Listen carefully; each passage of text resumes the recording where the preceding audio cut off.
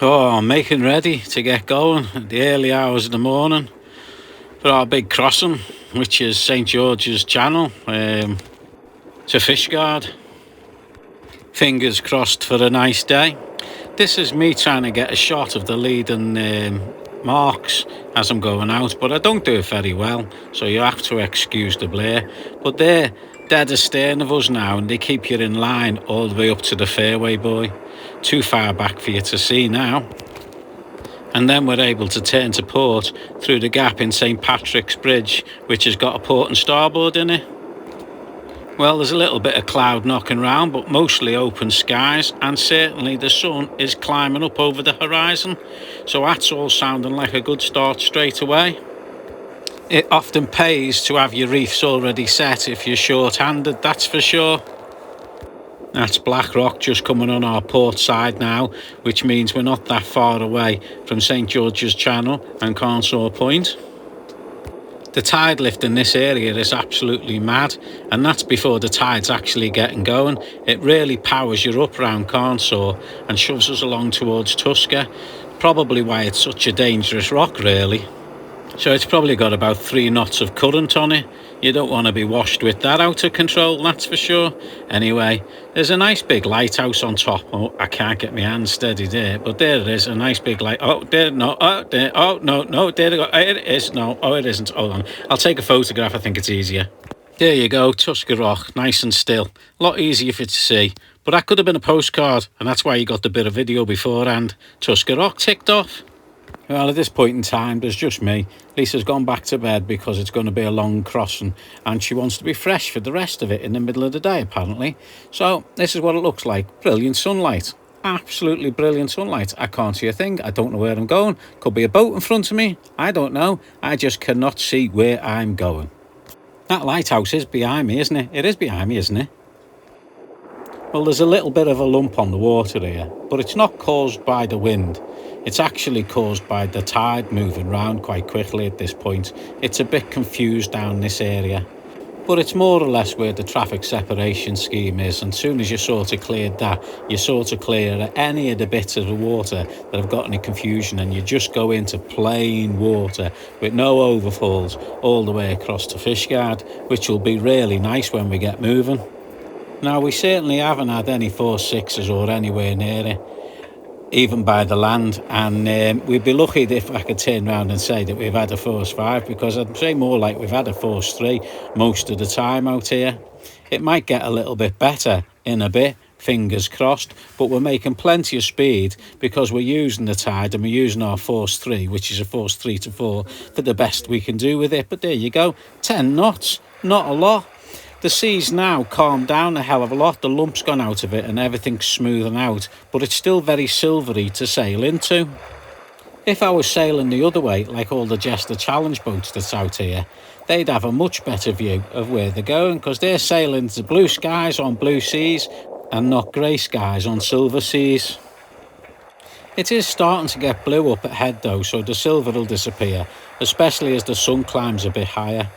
But Swallow's pushing away along fantastically. She's making good pace through the water all the time. It's quite mesmerising as well. You get taken in by it, the silver and the crunching of the water as you're going by. And to make things even better, we've only got a slight. The water's almost smooth out here, yet we've got a full load of sail and a full load of wind. Well, it's not a full load. We've still got about 10 to 12 knots now, so it's up a little bit on what it was before, but it's a reach, so you can use those knots for the very, very best. If you look at the black boat in a second, look at the little green arrow there. The little green arrow's pointing to the left of the black boat. The reason it's doing that is because we're making leeway, but we're not actually, the boat's not slipping in the water. It's tide leeway. And if you notice, this silvery sea is getting a little bit bluer now, isn't it? Oh, this is really sad now. There's Swallow putting a wake in between Swallow and Island. Boo-hoo. No worries, we'll be back and it's something to look forward to. Well, I know most people won't think so, but this is absolutely one of the best days in the Irish Sea. Crossing the sea at the moment here at the St George's Channel point, I've never seen it so flat with a force 4 on it.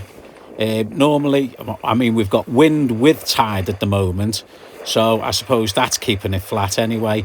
But it's just so flat, considering there's enough wind on it to push the boat along with a fair head of steam. And the sails seem to be doing really well. The easy set in this position. Oh, there's a point.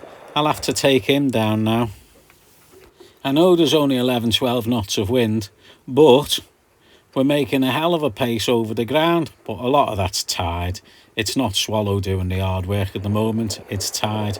Although she is putting in a fair performance, because she's certainly shoving the water away from the bow. I suppose it's very unfair to say it's just tide, because it's a joint effort. It's a joint effort between tide, wind, sails setting properly, and of course passage planning, getting the tides to work with you. Just look how smooth this sea is in St George's Channel, mid-flood on a spring. Have you ever seen it so flat? It's absolutely unbelievable. It must be one of the best crossing areas, this, away from all the nasty bits of land that shake up the water too much. And talking about land, you can't see anywhere behind us, in front of us, to our port, to our starboard. We're just in the middle of no man's land, right in the middle of the channel. And we'll finish the 360, getting back to the bow, which is parting the sea and letting Swallow slip through. Oh no, ship on the horizon. It's not really that close. It's all the way over there. Missed them. Well, just take a look now from my captain's chair. Blue skies, blue sea, slipping along, flat blue. Not much movement at all. Except us, screaming across St George's Channel. And we are screaming. I think we're doing really well. I think we're absolutely fair flying. Still in only 12 knots of wind. Oh, and nearly 100 metres of water. I'll bet you we won't find many lobster pots out here. I think we could be in the Mediterranean with this view. It's just blue on blue. The next bit's shocking. This is slack water. Slack water. And we're still doing over 6 knots. Something's going wrong somewhere. Guess who's out of bed at the right time of day? Making herself a coffee to wake up. I'll probably get a cup of tea out of it or something as well. I haven't touched the sails since I set them at the traffic separation scheme. That's about 20-30 miles ago. That's a proper wild guess, isn't it? 20-30 miles. But we are making our way through this water.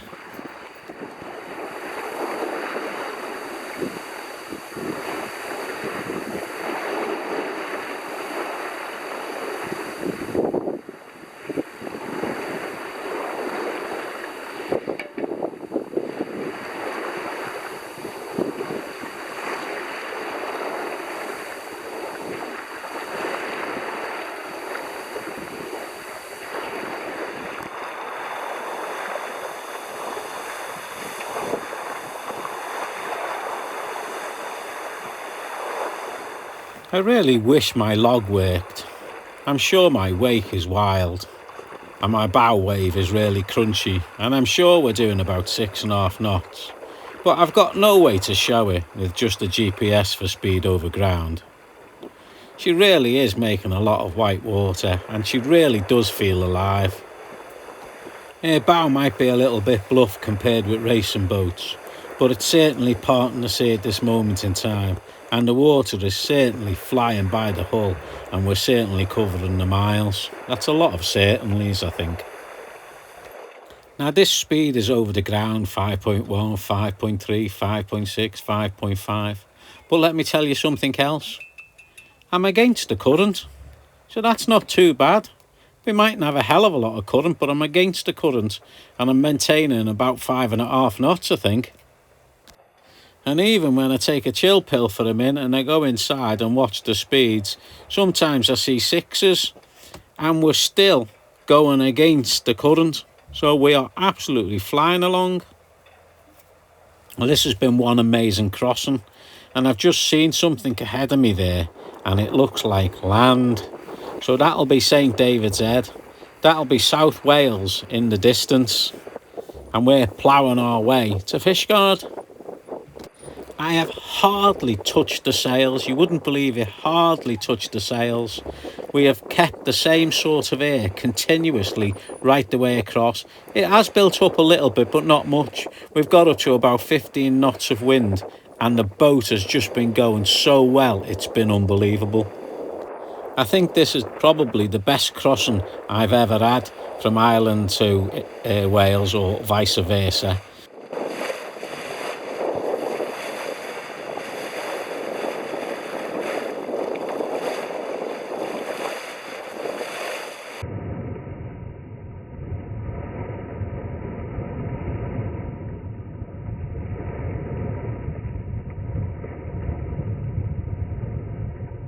She's an absolute animal.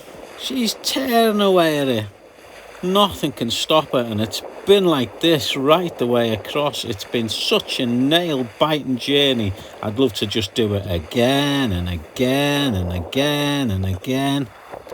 I know she's not a racing boat, and she's far from it, but she feels like when she's on passage that this is her duty in life, just to plough across waters. And to think all this immense power just comes from 2 bits of canvas. It's absolutely amazing the way sails work and make all this total excitement possible. You can tell I'm passionate about it, can't you? But when you're sitting up here and you can feel the immense power, and you just look at the sights of the boat screaming air through the water, you just know that Swallow's got a sweet spot, and at this moment she's in it.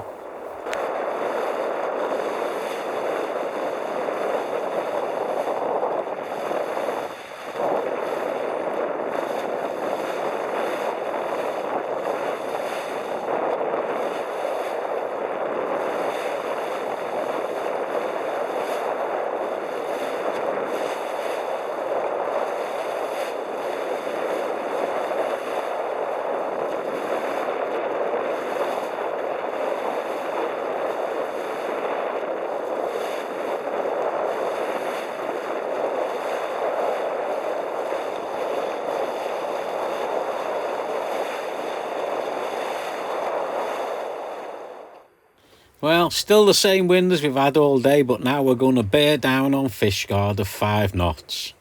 I say bear down on Fishguard because we're coming in from the northwest, where most people would expect to be coming in from the west. But there's a plan behind that. Or there was a plan behind that. It has worked, sort of. And there's our land in front of us, in the mist. And as luck would have it, we're still keeping the same sail plan as we've had right the way across, although we've started changing our course now. We've started turning towards the south a bit. As the land gets closer and closer to us, we start being able to identify areas, so we know whereabout we are and what we're aiming for. Fishguard, dead on the nose. Everything from the start to the finish has been amazing. Look how flat the water is here. It's almost like you're sailing in a pond. And look how quickly we're sailing into that pond. Hey! And this, believe it or not, is even a wind over tide water. A wind over tide. You can't see any of it. I think there's been a lot of magic round today on the sea. And we're nearly there. And our 15 knots now has been slowly falling down. And we're getting towards about 10 knots now at this moment in time. So the boat's not going as quick as she was going before, but she's still going at a decent pace. And we've still got wind where we've had her all day. But look, we've changed course, still got the same reach, and we're nearly there. Lisa's comfortable for the finale. That's the last little bit. We've just trimmed in a little bit. We're starting to go a little bit into the wind, but we've picked up a bit of speed, which is quite good because it's nice to always go a little bit quicker. But we do have a slight bit of heel now, which we haven't had all the way. Going into the wind does that, doesn't it? And the water's screaming past Lisa there when you look at it. The last time I seen trough like that, it was on a latte. It's almost like Swallow knows that where Fishguard is and she's just got to get there. So she's heeled a little bit more, we've tightened the sails in a little bit, and she's just shoving that shoulder through the sea and splitting a nice gap for Swallow to slip through. I can actually feel the power in her bows at the moment as she crunches the water out the way. She is absolutely taken no prisoners at this moment in time.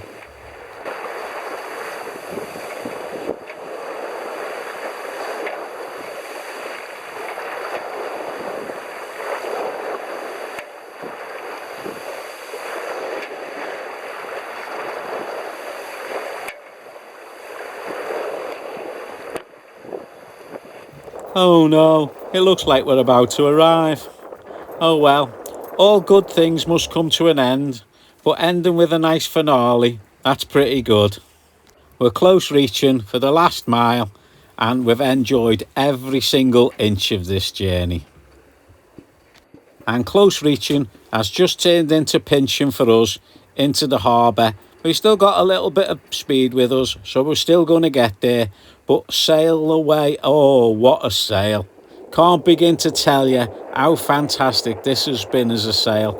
I can't keep the wind in the mainsail now because we're that close to the wind, but what a buzz it has been. And just there, dead on the nose, is the harbour wall that protects Fishguard against the waves. And as the entrance to Fishguard opens up in front of us, with a couple of white horses from I don't know where, and they're about the only white horses we've seen today, the mainsail's almost given up the ghost of pulling and starting to backwind off the Genoa. So I think we need to drop the mainsail down and just squeeze the rest of this trip out, Genoa alone. Because as you can see, I've got poor old Swallow as pressed as she wants to be. She doesn't want to be any water down at that blue stripe now, does she? And if you look at them sails, I can't get that Genoa any closer to those spreaders without it touching it. And we don't want that because we don't want to wear a hole in anything, do we? We're really pushing the boat now. And she's been taking this so easy all the way here, everything in a stride, and now we're making her work hard at the closing stages of the trip. This great little boat has not let us down one little bit, and she's pushed an amazing performance right out of St George's Channel today. And the last little bits from the captain's chair, well, the water's still screaming past the window, as it's done most of today, except now I'm looking down at it. Poor Swallow must be getting to about 17 degrees of heel now, reefing time I should imagine. So I don't think I can be bothered reefing when we're almost there, so I just drop the main and leave it just on the Genoa, full Genoa, still going to windward on our way in. See, so when I say this has been one of the best crossings I've ever had, now you can see why. We've had blue skies, fair winds, flat seas, changing air conditions which have brought us all the way to the doorway, and then all we've got to do is motor in past the wall. So we stick the cast iron sail on and we put our Genoa away, and we can see two boats down there in the anchorage, and we think we'll motor down there and we'll join them. And we get down there and we drop our hook, and it's a beautiful evening. We're hidden from any breeze that's out there. That's the old harbour in there. And the rest of it is just beautiful scenery in a beautiful bay. There's excellent protection here from east right round the clock to north. I think I'll open a can of beer and a bottle of Prosecco for Lisa. And for those of you who are crazy enough to wish to see our track, this is it. We sailed this direction all day, but the tide took us all the way up here, turned about here, and started pushing us back down here, and that's why it looks like it looks. But believe it or not, that is a straight line in the sea. It's been great having you along for the most amazing sail, and I hope you've enjoyed it just as much as we have. So until next time, bon voyage!